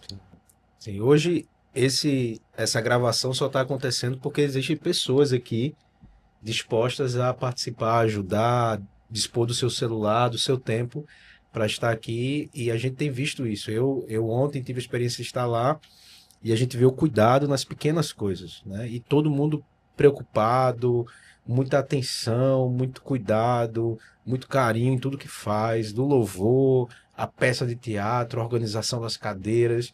Eu vi que quando eu estava aqui distraído, olhando o que estava acontecendo, a música sendo ministrada, aí sobe alguém, fala, dá um aviso e tal. Quando eu olho pro lado, as cadeiras já estavam empilhadas já. Eu disse, quase que eu fico, se eu fosse sentar, talvez eu sentasse no chão, porque foi tudo tão rápido, tudo tão organizado e tal. A minha cadeira estava no lugar. Mas eu disse, poxa, existe um senso de responsabilidade, que ninguém precisa estar dando ordem para que as pessoas saibam o que precisa ser feito, né? Então, eu acho que o que vocês têm vivido aqui tem muito respaldo naquilo que vocês estão se dispondo a fazer diante do Senhor, né? Para chegar nesse ponto. E assim, a gente poderia aqui passar um dia inteiro conversando sobre tudo que Deus tem feito. O testemunho que você contou para mim a respeito do espaço, eu não sei o quanto detalhe você pode passar de forma assim aberta, mas eu queria só que você compartilhasse um pouco desse algo tão grande que o Senhor fez de um ano para cá, de um pouco mais de um ano para cá, aquela pequena frustração em relação a um espaço, de um terreno, para a concretização de fato de algo ainda melhor que o Senhor preparou para vocês. Me explica aí, explica para o pessoal um pouco daquilo que a gente conversou ontem, como foi esse processo, para a gente caminhar para o finalzinho dessa conversa. Bom, assim, eu acho que a gente parte do princípio, né, de que é possível Deus fazer a obra dele em qualquer lugar. Sim. Né? E como pastores, nós às vezes limitamos a ação de Deus por não acreditar, por não confiar, né? E por entender. Eu escutei uma frase em 2019 de um amigo que não foi por maldade, sabe? Eu entendo e eu conheço o coração dele, mas ele disse assim: Samuca, cara, faça um bom trabalho aí em Açu, porque alguma igreja, cara, vai levar você para uma capital. Você é um cara que tem um potencial muito grande para ficar numa cidade pequena. E quando eu escutei aquilo, eu entendi o que ele quis dizer para ser amigo, mas eu disse, cara, é uma covardia usar uma igreja como trampolim para um sonho. Eu disse, não, se for necessário morrer aqui, ele vai morrer aqui, no lugar que Deus nos plantou, que Deus nos deu. Então, assim, não coloque limitação, né? Principalmente no setor financeiro. Nós vivemos por fé. Sim. Deus é o dono do ouro e da prata. Sim. Então ele vai trazer o sustento, ele vai trazer a provisão de uma forma que é dele, porque a glória vai ser para ele, sabe? Então quando não tem nada, Deus vai abrir porque é ele que faz, cara. É dele o querer, é dele o efetuar, é o Senhor quem faz.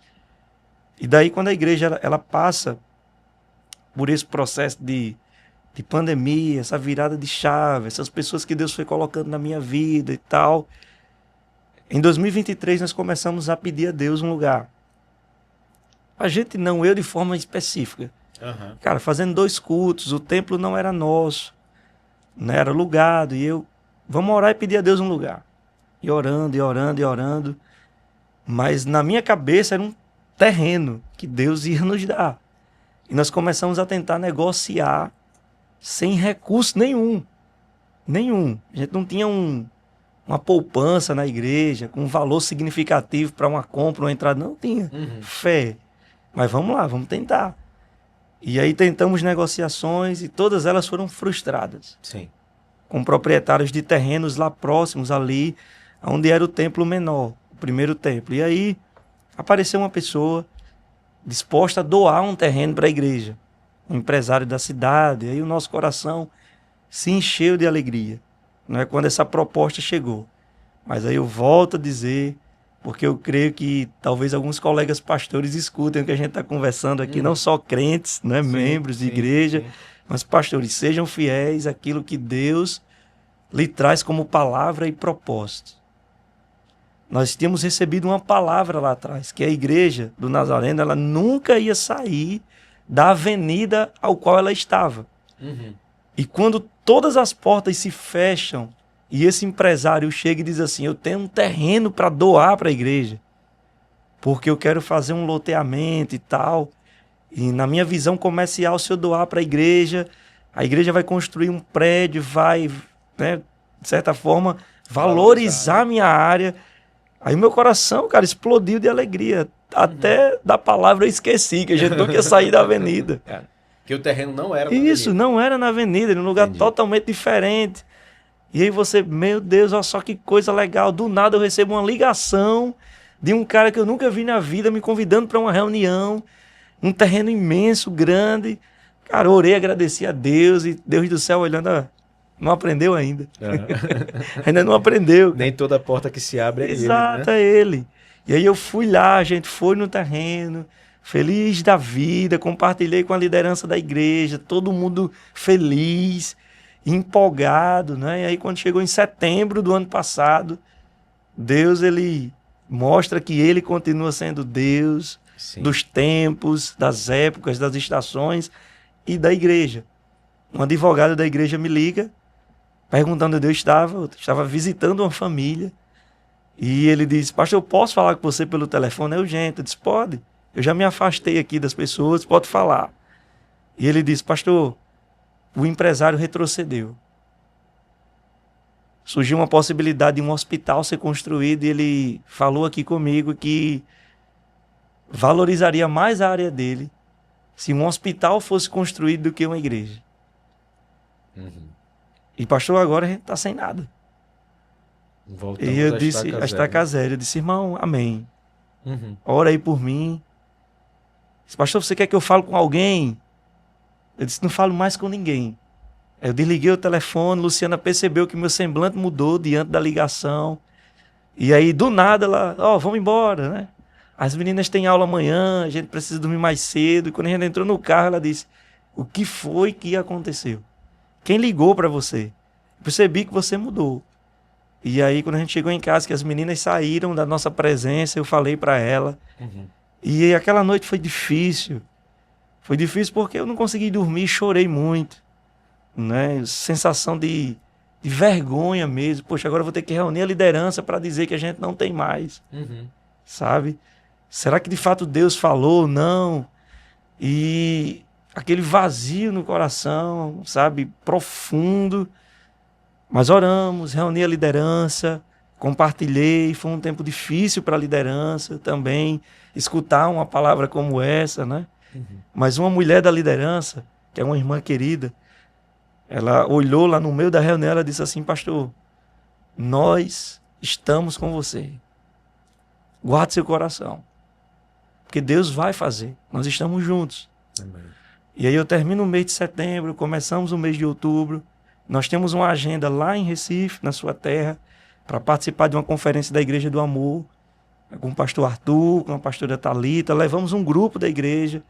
E aí lá na Igreja do Amor, já nos últimos minutos do evento, Deus usa a vida do pastor Arthur, ao qual nós somos gratos, porque foi um dos que participou desse processo para a nossa chegada onde estamos. E ele falou algo mais ou menos assim, né? O que Deus está me dizendo é que tem uma igreja aqui representada. Tem um pastor aqui presente, sonhando com grandes conquistas ministeriais, um terreno, um prédio. E o que Deus manda dizer a essa igreja, a esse pastor, é que o que ele não fez em 10 anos, a nossa igreja tinha acabado de celebrar 10 anos. O que ele não fez em 10 anos, ele ainda pode fazer em outubro. Faltava uma semana só para terminar outubro, novembro e dezembro. Deus vai fazer. O que Deus está me dizendo é que uma provisão absurda vai chegar para essa igreja. Aí todo mundo ali que estava comigo já começou a olhar, feliz. Né? Eu acho que o mais incrédulo era eu ali. Luciano olhou, é pra gente. E eu disse, se for, amém. Deus vai confirmar. Sim. Mas eu estava tão triste com o que tinha acontecido lá atrás, com o terreno, que eu disse, cara, eu não vou mais gerar expectativa não, vou deixar Deus fazer. Eu volto para a Sul no domingo, pela manhã. A gente chega aqui já no almoço, um pouquinho depois, deixo as meninas em casa e já vou para a igreja. Organizar os cultos, que eram 2. E quando eu chego na igreja, eu chego antes, sozinho, abri a igreja, o pessoal começou a chegar. E entre as pessoas chega o rapaz do som. Aí ele me esbarra assim num canto e diz, pastor, amanhã você tem algum compromisso pela manhã? E eu disse, irmão, amanhã não. Amanhã é minha folga, né? Cheguei de viagem agora, já vim para a igreja pregar. Eu vou dar uma descansada, mas não tem. É alguma coisa que aconteceu? E ele disse, eu queria que você fosse lá na minha empresa. Aí eu falei para ele, disse, irmão, olha, é minha folga, mas como você é uma pessoa do meu coração, eu vou lá. Amém. Pronto, só isso. Você tinha voltado dessa viagem. Dessa viagem. Onde tinha recebido a palavra. Essa palavra. Pronto, só isso. O que aconteceu foi só isso. Quando a gente chegou aqui.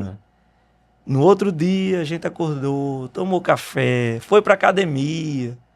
Quando eu saio da academia, que entro no carro, eu vi lá que tinha umas 10 chamadas dele lá. E eu liguei pra ele, retornei. Eu disse, irmão, esqueci de tu. Mas você tá na empresa? Ele disse, estou. Venha pra cá, eu tô com Luciana, traga ela. E aí eu brinquei, né? Eu disse, mas tem como você me dizer o que é? Porque na minha cabeça era para reunir os funcionários. Volta e meia o pessoal faz isso, os empresários, né?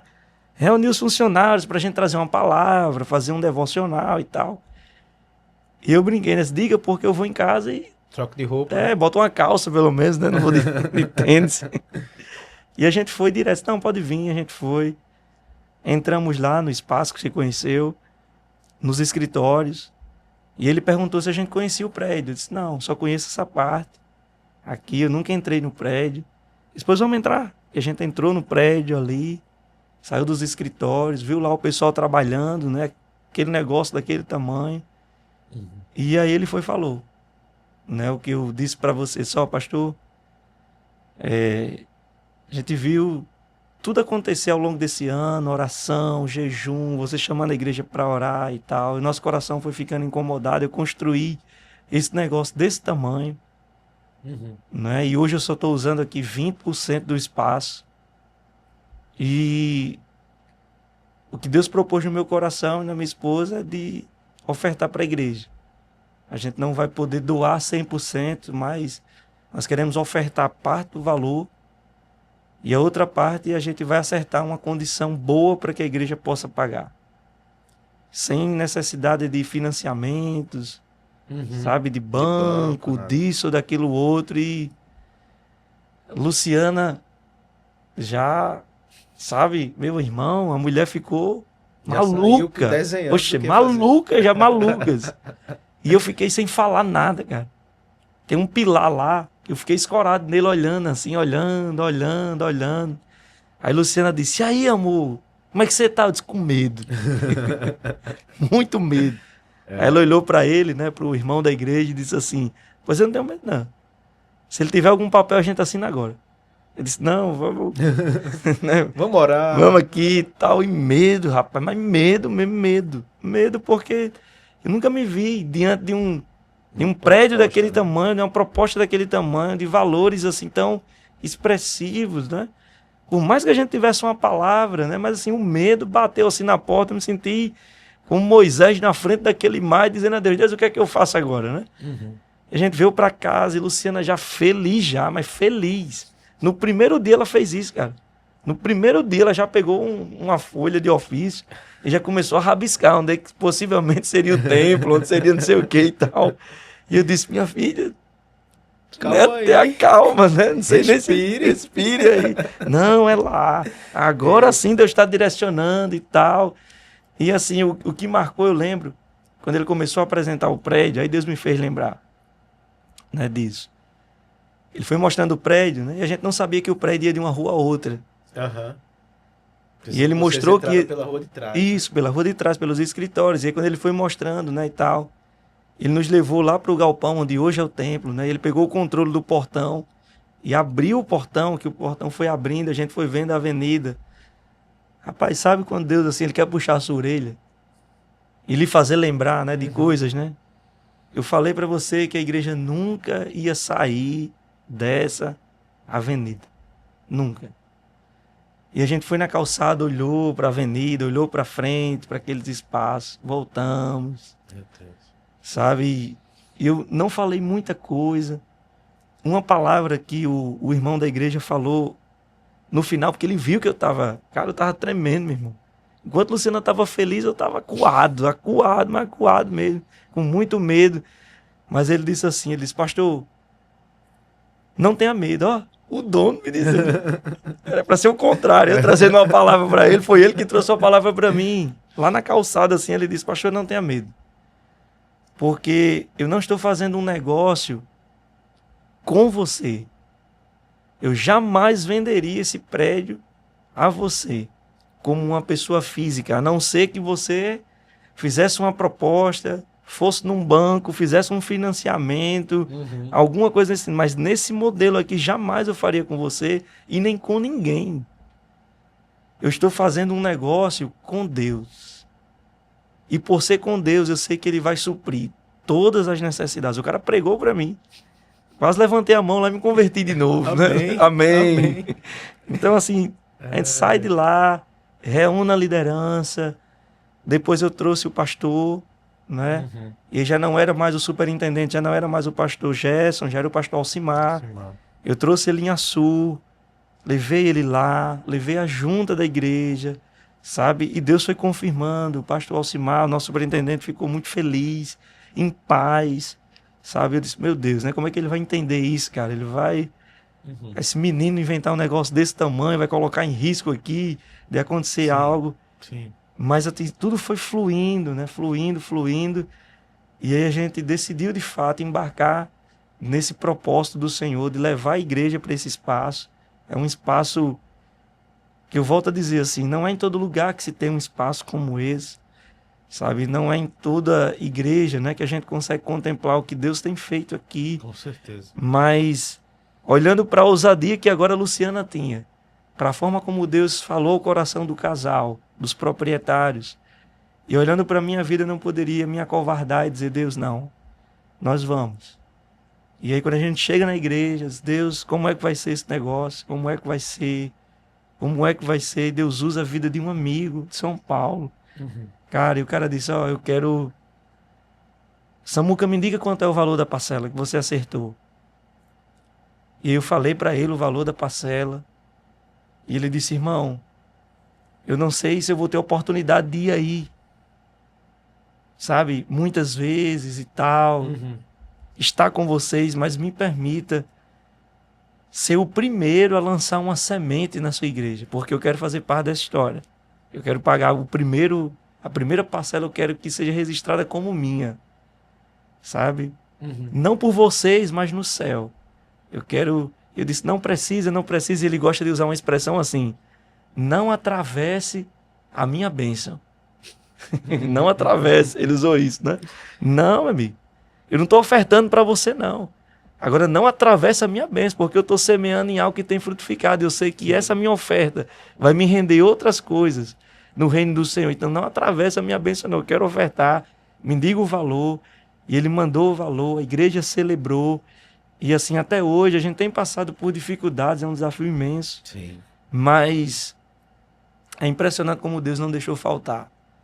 E aí, graças ao Senhor, pessoas estão chegando. Em alguns domingos chega a ser assustador, porque a nossa igreja é formada por muitos jovens, né? E quando você olha para aquele tanto de gente que está ali na igreja, né? E o senso de responsabilidade que eu acho que ainda não temos em um grau que talvez seja exigido pelo tamanho do propósito. Eu acho que a gente ainda vai precisar amadurecer muito nesse sentido como igreja. Poxa, Deus nos deu um lugar onde a nossa responsabilidade ela só aumenta dia após dia. Isso a partir da vida do pastor, passando pela vida dos líderes, poxa, passando pela vida do pessoal da técnica. O que Deus está nos dando exige de nós uma responsabilidade ainda maior. Nosso coração fica pequenininho, mas bem pequenininho, quando a gente sobe ali em cima e vê 700 pessoas, 800 pessoas, mas ao mesmo tempo grato de poder olhar para trás e saber que em janeiro de 2017 eram 17 pessoas. Isso alegra muito o nosso coração em saber que o Deus que promete é o Deus que cumpre, é Ele que faz, é Ele que decide. Não importa o lugar, não importa quem é a pessoa, o que importa é o querer dEle. Quando Ele quer fazer, ninguém pode impedir uma ação que é de fato do Senhor sobre a vida de um grupo de pessoas que entendeu a missão. Fazer o nome dEle crescer. E para fazer o nome de Jesus crescer, a gente precisa de um espaço amplo. Sim. E aí o próprio Deus se encarregou de trazer esse espaço para que a igreja se desenvolva aqui na nossa região. Do jeito que ele tinha prometido e vocês talvez não tivessem nem entendido a Nem proporção. entendido. Exato. A condição era a avenida, Isso. mas como seria, Foi o Senhor muito, fez, foi muito além. muito além do que a gente podia imaginar, né? Eu encerro, né, essa entrevista olhando para aquela câmera ali e falando a mesma coisa que eu falei no início. Quem ainda não teve a oportunidade de conhecer a Igrejinha Sul precisa vir aqui. Eu falei para o pastor Samuel ontem, o que vocês estão vivendo como igreja já excedeu a expectativa da cidade, a realidade da cidade. Eu não estou aqui tentando diminuir Sim. a importância da cidade. Mas para uma cidade interior, independente de ser Açu, independente de ser Mossoró, independente de ser Campina Grande, Belo Jardim, onde for, para uma expectativa de cidade interior do Nordeste brasileiro, que a gente conhece muito bem, a gente sabe que a realidade são essas igrejas pequenas, igrejas de esquina, essas igrejas neopentecostais que se reproduzem em número de igrejas do que crescer em quantidade de membros.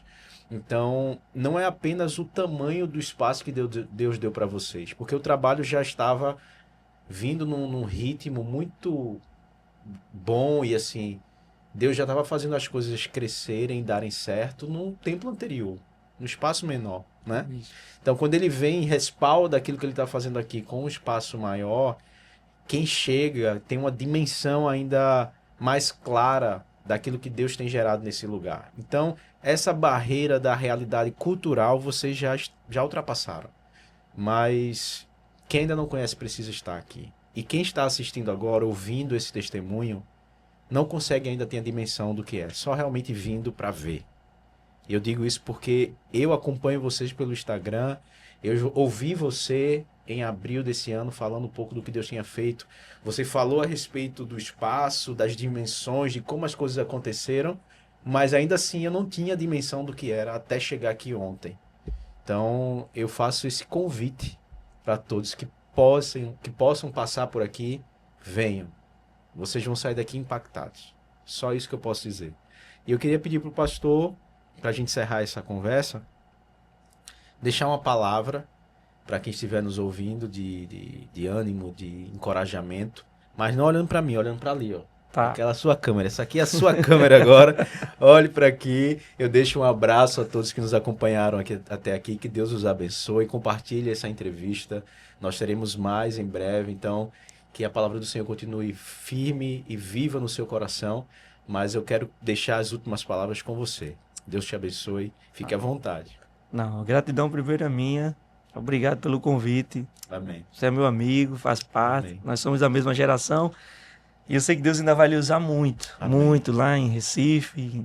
Por onde Deus lhe conduzir. Eu sei que Deus vai fazer algo extraordinário na sua vida e na vida da sua família. É um privilégio, Amém. irmão, estar aqui contigo. Mas para todo mundo que nos acompanha, assim, não desiste daquilo que Deus tem colocado na sua mão. Sabe? Continue crendo na visão do Senhor para a sua vida. Continue vivendo aquilo que Deus, de fato, Ele tem falado, Ele tem ministrado, Ele tem revelado. Se Deus tem feito na minha vida, Deus também pode fazer na sua vida. Leve uma vida que agrade a Deus, sabe? E decida viver de uma forma em que o nome de Jesus é glorificado. Amém. Seja na sua casa, seja com seus filhos, seja no seu ministério ou na sua profissão, mas viva uma vida que de fato o nome de Jesus Cristo possa ser lembrado e que o nome de Jesus Cristo possa crescer por onde você passar. É possível honrar e viver uma vida que alegra o coração do Senhor nos dias de hoje. Deus tem uma obra extraordinária.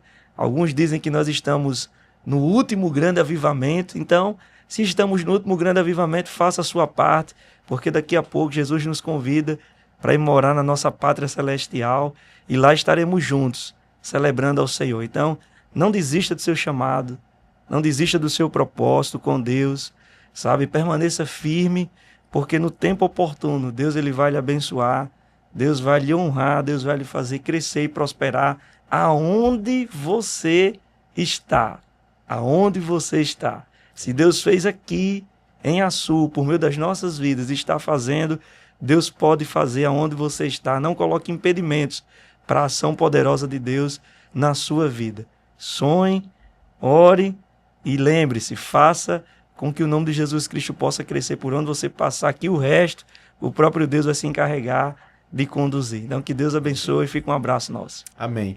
Eu esqueci, a gente só pedir mais uma coisa. Deixa aqui, eu vou colocar na tela, mas de qualquer forma, deixa aqui as tuas redes sociais e a da igreja, para quem quiser acompanhar, talvez que não acompanhe até agora. A rede social, o Instagram da igreja, o seu, qual é o arroba de vocês aí? Vamos lá. O arroba da igreja é arroba INAASUL. Você vai encontrar lá, fácil no Instagram. Siga. É um bom Instagram. Não é porque é da nossa igreja, não, mas é o melhor. É com excelência. Vale a pena. A nossa moçada aqui faz um negócio bacana. Então siga lá que você vai conhecer um pouco da nossa igreja. Você precisa vir aqui. Sim. Mas pelo Instagram já dá para você ter uma noção de como a nossa igreja tem avançado e a excelência com que tudo é feito, por meio de toda a equipe do nosso ministério aí que cuida lá do Instagram da nossa igreja. O meu arroba, Pastor Samuca, você vai achar também fácil lá. E aí lá também estamos juntos, compartilhando tanto do que Deus tem feito na nossa vida, como tem feito na igreja também. Amém. Eu acho que é fácil de vocês acharem. E aí siga lá que você vai ter um conteúdo bom. É isso aí. Não deixe de seguir e acompanhar. Deus abençoe e nos vemos em breve, em nome de Jesus. Um forte abraço.